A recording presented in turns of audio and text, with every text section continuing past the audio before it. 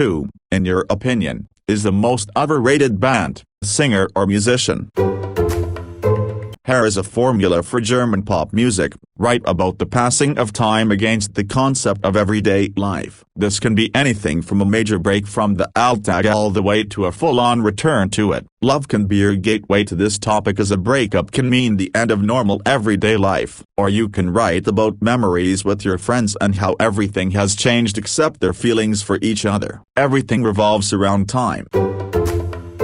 Lol. The whole thread is kids being tribal and contrarian. It's easy to look back on bands like Floyd and the Beatles and dismiss them as boring or overrated, but realize that Motley track recording didn't really exist before Sgt. Pepper's. The Beatles fundamentally changed pop music at a conceptual level. Floyd's crazy live shows were groundbreaking at the time. Nobody before was really doing anything like it. Anyone who thinks that Michael Jackson didn't write great pop music is a moron. You don't have to like it for it to be great. I saw him open for Beyoncé and Jay-Z. He set his DJ booth up in the corner on this huge stage that took up 80% of a stadium floor. But there he is in the corner like a bad child, waving his arms around, playing other people's songs. Oh, and I'm not making fun of his weight, but he rode a mobility scooter onto stage, then halfway through rode the mobility scooter around the stage, then rode it off into the distance. This performance was followed by Beyoncé running up and down the stadium floor while suspended 50 in the air, while wearing heels, while doing 10+ outfit changes. He was an absolute disgrace of an opener for that woman's amazing professionalism. I think the main point to all the controversial replies here, the Beatles, Queen, Eminem, Nirvana, is time. In their time, each of those now overrated artists were one of the greats because they were pioneers. They were doing new things that had never been heard or done. When you approach the music from today's perspective, it isn't all that exciting as it was back then, because we've had dozens of artists doing the same and every variation on it since. We've even had new greats doing new things, building from those earlier pioneers, which further dumbs down their original impact. Example, Raya Heap and Deep Purple were the first heavy metal bands. In today's standards you'd be hard-pressed to call it metal or even hard rock, but in the 70s these guys were the heaviest music around. A verbal argument ensued and Chris Brown pulled the vehicle over on an unknown street, reached over Robin F. with his right hand, opened the car door and attempted to force her out. Brown was unable to force Robin F. out of the vehicle because she was wearing a seatbelt. When he could not force her to exit, he took his right hand and shoved her head against the passenger window of the vehicle, causing an approximate 1-inch raised circular contusion. Robin F. turned to face Brown and he punched her in the left eye with his right hand. He then drove away in the vehicle and continued to punch her in the face with his right hand while steering the vehicle with his left hand. The assault caused Robin F.'s mouth to fill with blood and blood to splatter all over her clothing and the interior of the vehicle. Brown looked at Robin F. and stated, "I'm going to beat the shit out of you when we get home. You wait and see." The detective said Robin F. then used her cell phone to call her personal assistant Jennifer Rosales, who did not answer. Robin F. pretended to talk to her and stated, "I'm on my way home. Make sure the police are there when I get there." After Robin F.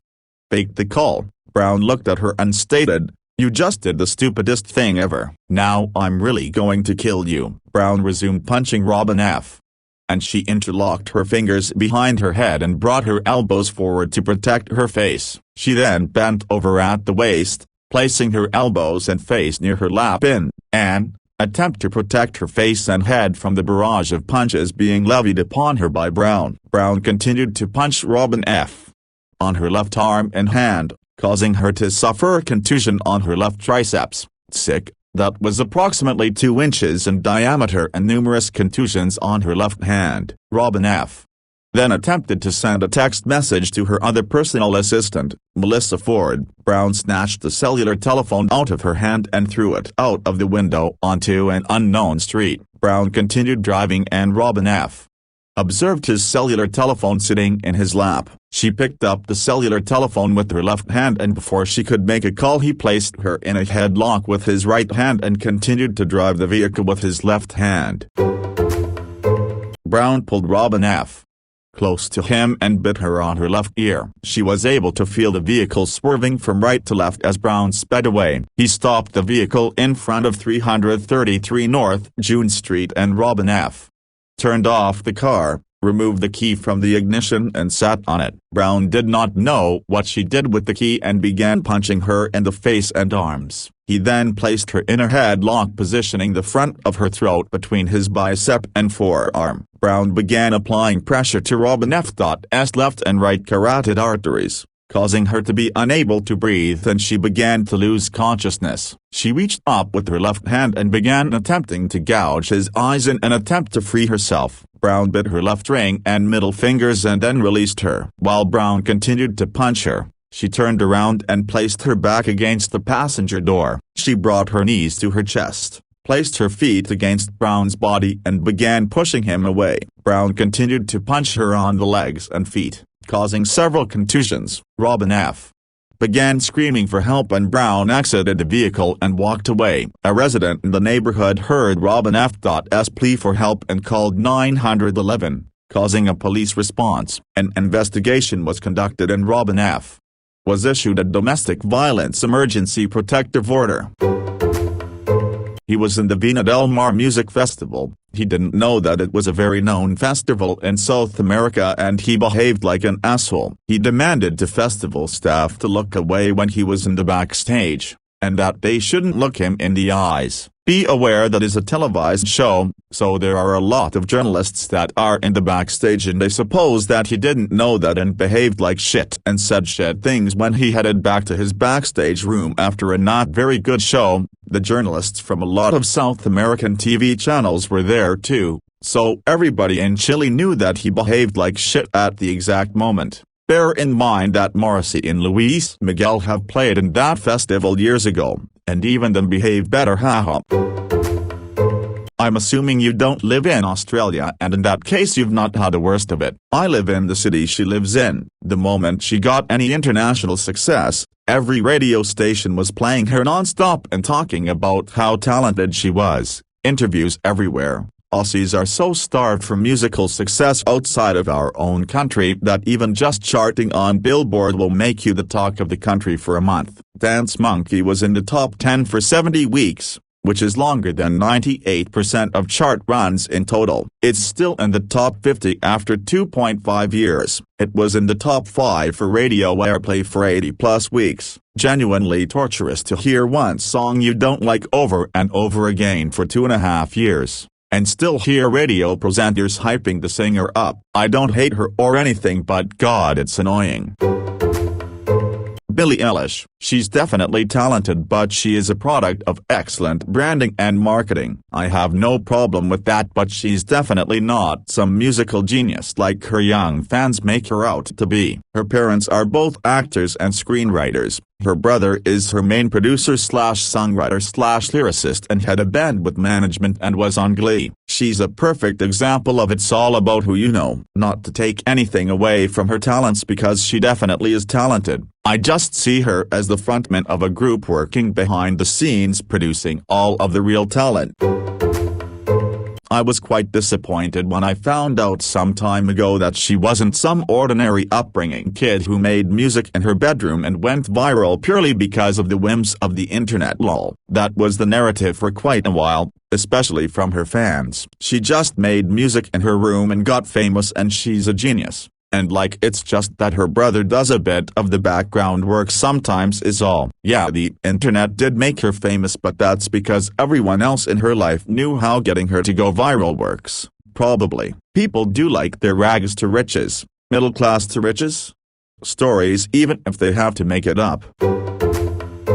He has recorded literally hundreds of original songs. They are not all the same. You've heard his 2 big hits. You've got a right to your own preferences, of course, but try listening to a couple of dozen of his less-known songs, then reconsider. He has a gimmick: Southern Seas, Perpetual Vacation, Laid Back, Sailing, Flying, a little smuggling, steel drums. That gets a little old. But he's one of the great storytelling songwriters. His arrangements are tight and he hires good instrumentalists and backup vocalists. Maybe worth another listen. As an avid metalhead mom with twin toddlers, I fucking love the Wiggles. I mean, they could be into Peppa Pig with the incessant snorting every 10 seconds, or they could be into any other annoying YouTuber, but their favorite is the Wiggles, and me and their dad are well on the hype train for them. I was bored wondering what Waltzing Matilda was on about when they covered it. It's about a guy committing fucking suicide to avoid imprisonment. Meteorology is a fucking banger too. I don't care what anyone says. My kids absolutely love anything musical instrument related because of the Wiggles, and that's great for me because I own 4 different instruments. I remember when my brother grew up on Thomas the Wank Engine and he just looked at my guitars like they were boring. The Wiggles may be annoying on the surface, but I will die on the hill that there is no better influence on TV if you're letting your toddlers have screen time. U2 today is very easy to criticize because their latest albums are way below their older stuff in terms of honesty and quality. The iPhone album was kind of decent, but it still lacked a certain stylistic bravery and creativity their pre-2000 albums had. U2 was the biggest in the 80s, from what I read. The Edge's guitar was the most important thing there. It was new. It wasn't Robert Smith. It wasn't anybody else. It was unique, especially around the Joshua Tree, which is considered to be their best work. However, when that got out of hand and they got big, they made a U-turn, and almost single-handedly invented the British alternative of 90s, although they have no proper connections to Britpop. Achtung Baby is one of the most monumental pieces of music from that decade that is overlooked because of, arguably, bigger records such as Nevermind, Morning Glory, etc. Back then, U2 was fresh. When Bono started going around pretending to be the new messiah with politics and all that, they became like a corporate entity. They can still get a great song out, but nowadays they have to reach far up their own asses in order to reach their past selves. Sorry, but I disagree. Joshua Tree is a masterpiece, but they kept the same level of grandiosity during the 90s and through their last greatest album, All That You Can't Leave Behind. Bono was one of the most public personalities of the 90s. He was like an artistic consciousness of the 90s world events, long before the internet trained, and the band made extraordinary work putting on the table events like the Bosnian War, or fair trade, and advocated for good causes, which can be polemic and ethically questionable. Achtung Baby and Pop are super experimental. At iClub has some songs that still sound super actual. They seem to fade away during the 2010s, but I think that they just got tired. Lol. I don't think they're overrated at all. That's so funny because I had the exact opposite experience. I hated Post Malone's music and thought he was so overhyped. But then, I Fall Apart was playing on the radio one day while I happened to be going through a breakup. I had heard it before and always skipped it, but I guess I decided to give it a chance that day. And boy did I fall apart. I also realized there was something about the song that reminded me of the hip-hop my sister and cousin listened to back in the 90s. I don't know what exactly, but it took me back to sitting on my cousin's bunk bed trying to hang out with the older kids. I saw him live not long after that, and there was something really emotionally satisfying about being among thousands of other people who were belting out that song in unison. As the Grinch said, one man's junk is another man's potpourri.